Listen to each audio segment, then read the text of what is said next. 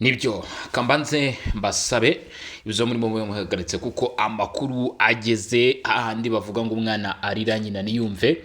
Ibintu byamaze gufata indi sura, ibintu byamaze gufata indi rangi, byari umuhondo byabaye ubururu, ibyari ubururu byabaye umweru, mbese ibintu byicangacanganye n'ahandi ni ku butaka bw'uburasirazuba bwa Repubulika Iharanira Demokarasi ya Kongo.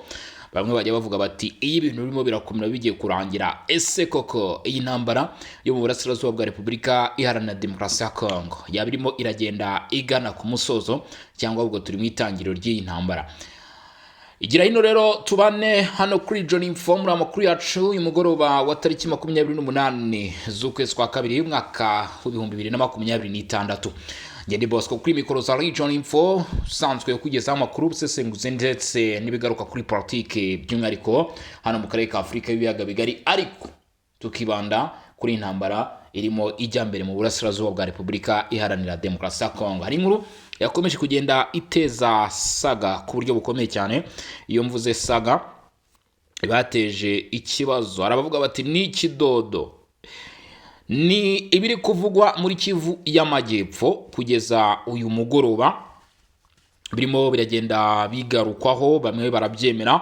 Ibi byabaye nk'urupfu rwo bita Wiringoma. Kugeza uyu munsi hari ababyemera n'abatabyemera, ariko noneho kuri uyu munsi ibi byagaragajwe na fakti zigaragara. Nibihe turaza kubigarukaho. Indege bivugwa ko ari igisirikare cy'u Rwanda yagaragaye muri Kivu y'Amajyepfo mu bice byo mu Minembwe, naho kandi Kavumu naho hongeye kuturuka amakuru avuga ko uyu mugoroba harasiwe indege bitaramenyekana niba kuko ari iyo ngiyo bikozwe na Wazalendo. Ni muri Kivu y'Amajyepfo.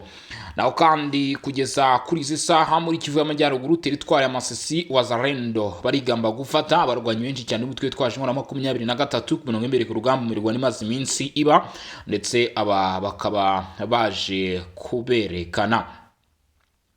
Ibintu birasa nkaho birimo biragenda bihindura isura, ndetse nkuko natangiye mbivuga bitewe nuko hakomeje kugaragara udushya, hakomeje kugaragara impinduka, bimwe mu bintu bitari byitezwe ku imbere ku rugamba ugasanga biragenda bitungurana. Ubu tuvugana amakuru avuga ko M23 ishaka kugabanywamo amakipe abiri cyangwa se amatsinda abiri. Hari uruhande ruvuga ko ruri kugambanirwa, ndetse kandi akaba n'urundi ruhande rugikomeje umujyo n'umurongo rwa rurimo, ndetse yewe ntago bigarukira bivuga ko ari n'abari guhunga bashaka ko imirwano ihagarara.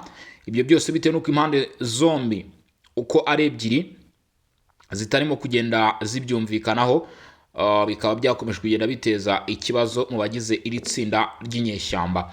Already uyu mugoroba tariki 28 rero ku muntu utarakanda subscribe cyangwa se sabone hano kuri Region Info, ndabanje kumusaba rwose gukanda subscribe.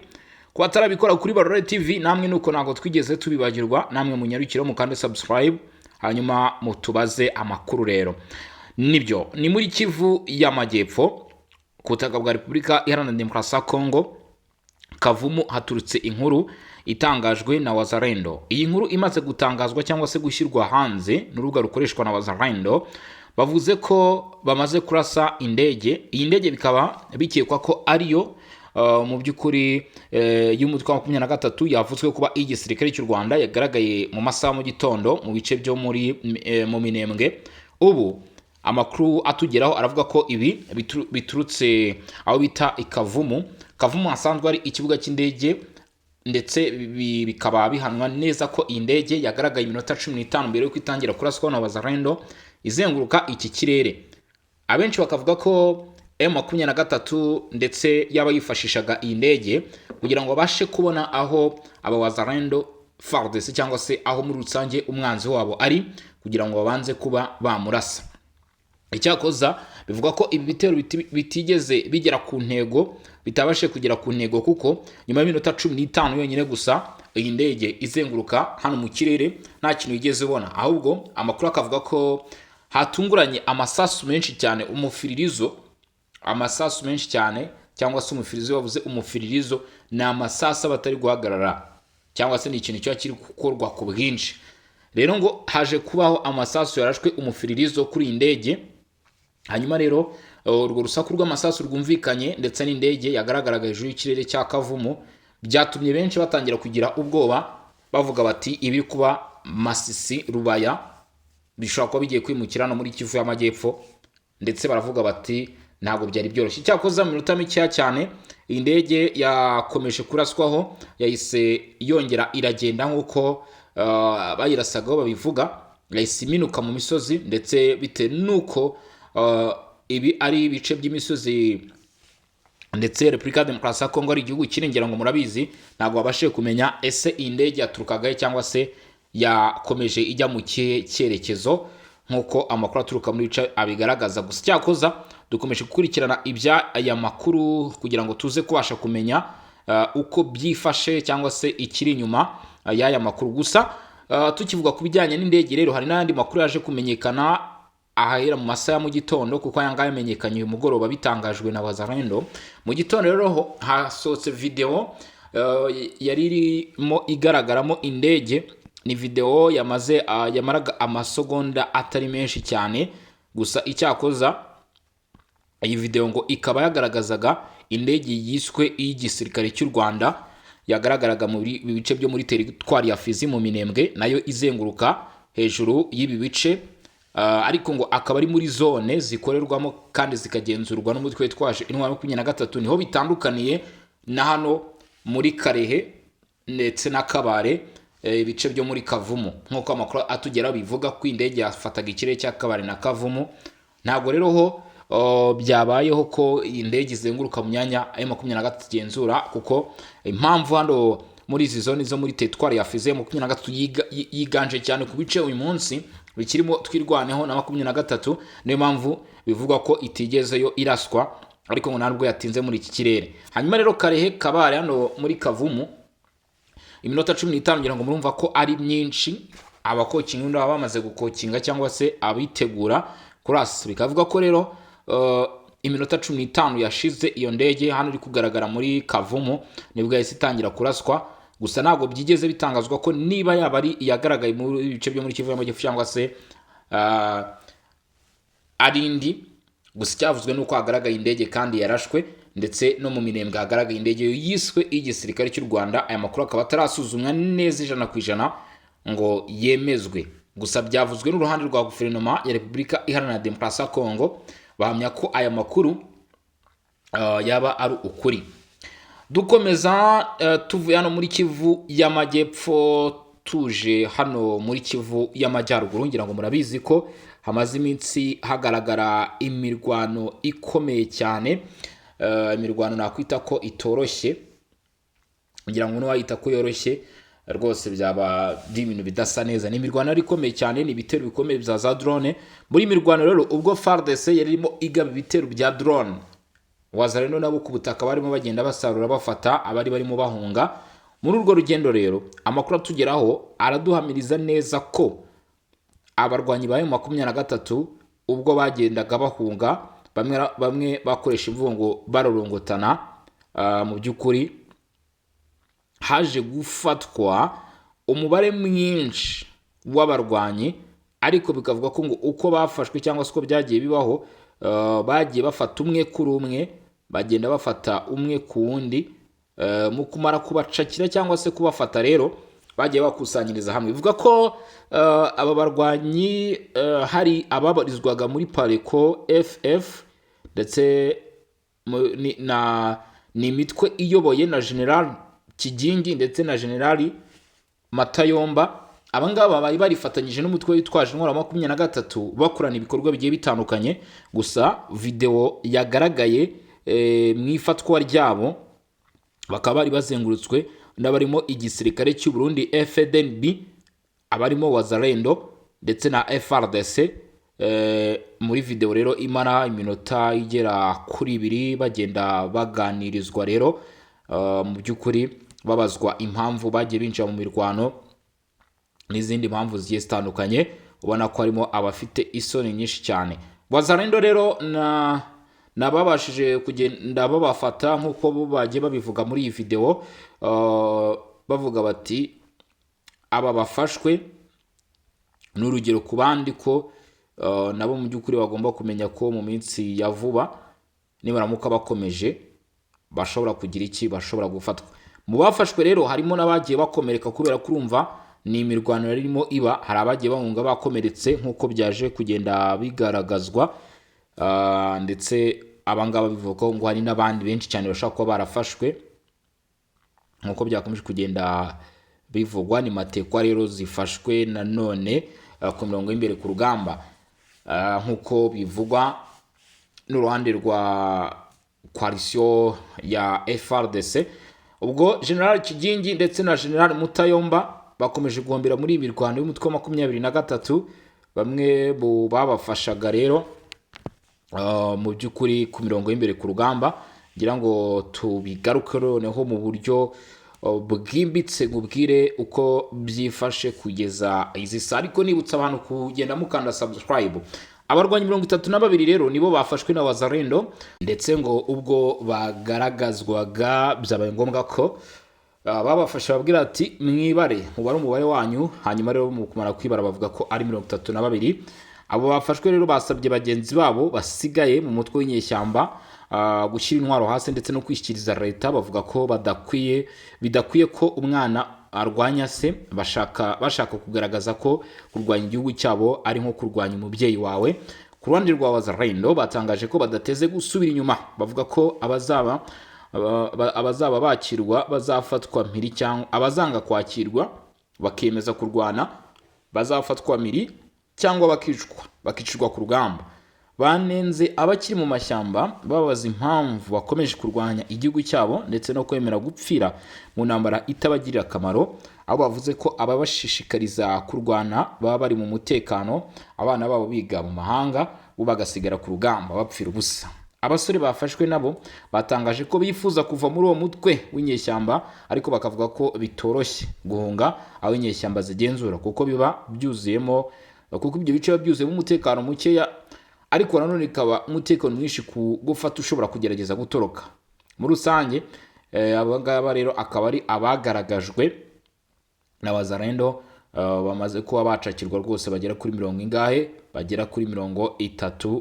Ngira ngo urumva ko ni imibare rwose, ni imibare itari mikeya, aho bigaragara rero ko mu by'ukuri bibabaje cyane kubona abasore nk'aba ngaba, harimo abasore bakiri batoya rwose, abasore nk'aba ngaba bakiri batoya nk'uko bagiye babyivugira, ukabona ko barimo baragenda bata imbaraga zabo aho zakabaye zubaka igihugu, ugasanga ngo barimo barazitakaza rwose basenya igihugu. Masisi biravuga ko centre ya Rusheberi, agace ka Bunguri ndetse na Katare hari amakuru arimo agenda aturukayo. Ngira ngo murabizi ko imirwano yo irakomeje kabisa nk'uko bigaragara. Gusa biravuga ko Rushebere ndetse na Bunguri no ku nkengero za Katare hasa nkaho haje kugaragaraho ituze ho gato, ituze rwose ubwo imirwano ari ikomeje. Gusa nubwo byari bimeze gutyo muri Masisi, Warikareho imirwano yari yadutse ndetse yafashe n'intera ku rwego rw'ejuru cyane, aho Special Force Hibu abo bita Elephant, aba nabo ntago basanzwe, nabo mu gisirikare cya leta ya Congo FARDC rwose nabo barindwa mubi, bari ku mirongo y'imbere ku rugamba. Bivuga ko Warikare mu ntangiriro z'uyu wa gatandatu tariki 28 Gashyantare, imirwano ikomeye yabaye hagati ya FARDC, ingabo za Repubulika ya Demokarasi ya Congo na Wazalendo ikibati muri Rubereke. Ingabo zigamije kugarura ubusugire bwako gace rero zahageze, nta bandi ni Special Force ya FARDC. Hanyuma rero mu by'ukuri baje kuhagera, baza kurasana rero n'uyu mutwe w'inyeshyamba za 23, aho byaje kurangira mu by'ukuri babashe guhagarika rero ibikorwa by'izi nyeshyamba muri utu duce. Cyakoza birasobanuka ko imirwano ikomeje kurangwa mu duce tugiye dutandukanye twaga muri Kivu y'Amajyaruguru, ndetse bikemezwa ko hatagira igikorwa iyi mirwano ishobora kuzasiga abaturage benshi cyane bongeye kuva mu byabo bagahunga. Aho inyeshyamba za 23 zo kuri ubu ngubu zirimo zirashinja ubutegetsi bwa Kinshasa kuba aribo bari kugaba ibitero ku birindiro by'izi nyeshyamba mu duce tugiye dutandukanye. Icyakoza ubutegetsi bwa leta ya Kongo bukaba butangaza ko M23 ariyo yakomeje kugenda irenga ku mahame yo guhagarika imirwano, bakavuga ko n'uyu munsi wa none Warikare izi nyeshyamba zanenze ku masezerano y'agahenge, nyamara ubutegetsi bwa Kinshasa bwari bwemeye guhagarika imirwano. Batanga urugero bakavuga ko Angola tariki 18 yari yasabye ko imirwano ihagarara, leta ya Kinshasa irabyemera, ariko nyamara kugeza n'uyu munsi 23 iracyakomeje ibitero. Bati uyu munsi ibitero bikomeye cyane byibasiye uduce twa Kibati, aho inyeshyamba za Wazalendo zahangana n'umutwe wa 23 wagabye ibyo bitero. Kuva kuri wa gatandatu tariki 28 Gashyantare mu masaha mu gitondo, imirwano ikomeye yongeye kumvikana hagati ya M23 ndetse n'ingabo za leta zishyigikiwe na Wazalendo aho bita Kibati muri Rubereki, hakaba ari muri teritwari ya Walikale muri Kivu y'Amajyaruguru. Imirwano yongeye kubura kuko amakuru aturuka muri aka gace abivuga. Bivugwa ko mu by'ukuri ibitero byagabwe byari bigamije kwigarurira aka gace kamaze umwaka hafi rwose gafitwe. Amakuru menshi avuga ko urusaku rw'intwaro zikomeye n'izoreje rwumvikanye muri aka gace kaberagamo imirwano kuva mu gitondo cyo kuri wa gatandatu, aho imodoka zagendaga hagati ya Mungazi ndetse na Kashebere zahagaritswe. Ibikorwa bya transport rwose ubwo imirwano yafataga indi ntera, abakoresha amapikipiki, haba abakoresha amaguru, haba abakoresha yewe amamodoka, bose bahagaritswe kubera ko mu by'ukuri imirwano yari yamaze gufata indi ntera, ndetse bitashobokaga ko hari uwashoboraga kuba yahanyura nk'uko bigaragara. Bikaba bivuga ko rero utu duce ingendo zahagaritswe, abagenzi n'abashoferi ba tagisi bava i Walikale berekeza i Goma bahagaze aho bita mu Ngazi, mu gihe abava i Goma berekeza Walikale bategereje kugira ngo babashe gukoresha icyerekezo cya Kasheberi, ariko naho ntabwo byari byoroshye. Izi ntambara rero zirimo ziraba mu gihe umutekano muke ukomeje kwiyongera, aho kugeza uyu munsi imirwano hagati y'abarwanyi ba Wazalendo ndetse na M23 ikomeje. Ku butaka M23 ihanganye na Wazalendo, mu kirere M23 ihanganye na FARDC. Kugeza kuri ubu ngubu biravugwa ko Wazalendo bazamuye urwego ku buryo buhanitse, urwego rw'imirwanire, uburyo bateguramo ibitero, uburyo bafatikanyamo na FARDC, uburyo babasha kumvikana, communication yabo na FARDC n'izindi ngabo zishyigikiye cyangwa se itsinda rigari rishyigikiye igisirikare cya leta ya Repubulika Iharanira Demokarasi ya Kongo. Aho hose ubona ko abasore kabisa ngo barimo bagenda bitwara neza. Ni nayo mpamvu kugeza kuri ubu ngubu uyu mugoroba harimo kuvugwa intsinzi. Wazalendo bamaze kuba bagaragara binjira muri lokalite ya Kashovu ndetse n'aho bita Kikonda.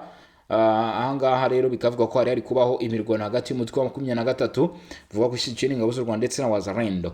Habashe kuba imirwano rero uyu mugoroba nk'uko amakuru ari kutugeraho, ubwo amasaha y'umugoroba, ubwo yavuze amasaha y'umugoroba saa 12, saa 11, saa 1 gutyo, imirwano yari gikomeje. Iyi mirwano ngo ahangaha muri Masisi kabishe kurangira, Wazalendo binjiye muri lokalite ebyiri zikurikira bita Kashovu ndetse na Kikonda. Bazigezemo kuko babashije gusubiza inyuma M23, ntago bazigezemo kuko bazihawe nka gift cyangwa se nk'impano, bazigezemo kuko bazirwaniriye cyangwa se babashije kuharasanira n'uyu mutwe wa M23 nk'uko makuru arimo kurushaho kugenda atugeraho agaragaza ibiri kubera ku mirongo y'imbere ku rugamba.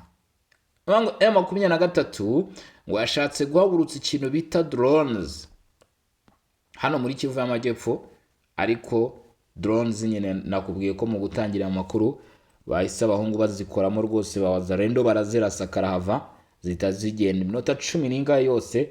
Drone yari yamaze gusubira inyuma, ndetse imirwano yo yahise ikomereza muri Kivu y'Amajyaruguru nyuma yuko Rubayamahanga, Kazinga ndetse naho bita Ndete bivuga ko bice biri gusatirwa cyane, ndetse ashaka kubisubiza mu maboko ya leta 100%. Biravuga ko ubu ngubu hari gahunda yuko mu minsi 5 yonyine gusa Sake iraba yamaze kuba yafatwa, ngo mu buryo ngubwo bishobora kugerwaho, biracyategurwa. Barasaba ko iminsi 10 yonyine abasore ba FARDC Wazalendo baba bamaze kwinjira mu mujyi wa Goma. Ese biraza gukunda? Ni ikibazo cyo kwibaza. Gusa iminsi 5 basabye ko Sake iraba yafashwe 10 Goma. Ubwo rero reka twicare hamwe twirebera iby'uru rugamba rukomeje kumvikanamo indege zikomeye cyane, ari nako nanjye ngenda mbagezeho ibya makuru biba bikomeje kugenda bimenyekana ndetse bikomeje kugenda byumvikana hano kuri front line cyangwa se ku mirongo y'imbere ku rugamba. Mukande subscribe cyangwa sabone kugira ngo turusheho kugenda tubana 5 kwa 5 mu babikomeje kugenda bimenyekana cyangwa se bijya hagaragara, dore ko iby'urugamba byamaze kuba injyankurye, abandi bati byamaze kuba akasamutwe, abandi batagatinze kazaza namenye ruguru igihugu kizashyira kibona intsinzi, abandi batinyeshyamba zizatsinda. Ngayo nguko ntago byoroshye rero. Nge na Bosco in Region Info nabagezaga amakuru bikomeje kuba uyu mugoroba naho ibintu bigeze. Dusubire mu masaha imbere turi uko birabyifasha.